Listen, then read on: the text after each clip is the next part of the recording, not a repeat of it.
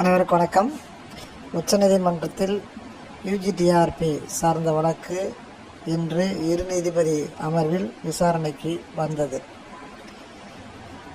விசாரணையில் ஏஐஜி அவர்கள் தடையாணைக்கு விலக்கு கோரினார்.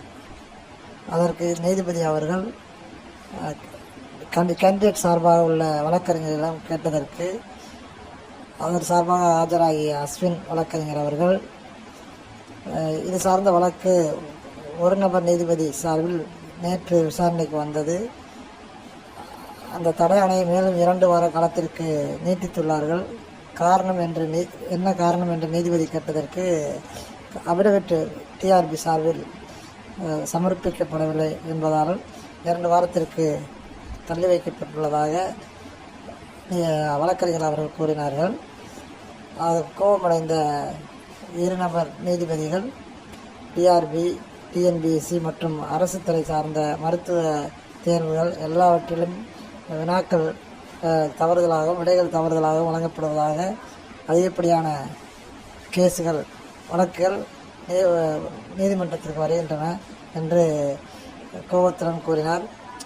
பின்பு வழக்கறிஞர் சார்பாக அபிடவிட்டில் கொடுக்கப்பட்ட கருத்துக்களையும் ஏஐஜிக்குரிய கருத்துக்களையும் நீதிபதி தெளிவாக எடுத்துரைத்தார்.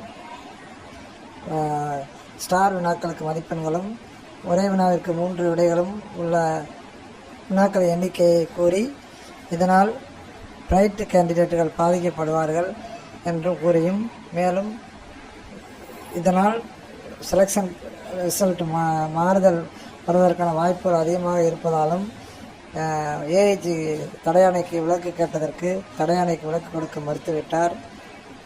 நீங்கள் மீண்டும் அபிடவிட் தாக்கல் செய்து ஒரு நபர் நீதிபதியிடம் முறையிட்டு உங்களுடைய கருத்துக்களை தெரிவியுங்கள் என்று நீதிபதி தனது கருத்தை தெரிவித்து அதற்கான ஆணையை பிறப்பித்தார்.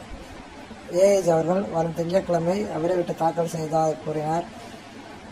அதற்கான அபிடவிட் விரைவில் அரசு சார்பில் டிஆர்பி சார்பில் நீதிமன்றத்தில் தாக்கல் செய்யப்படும் என்று நம்பப்படுகிறது.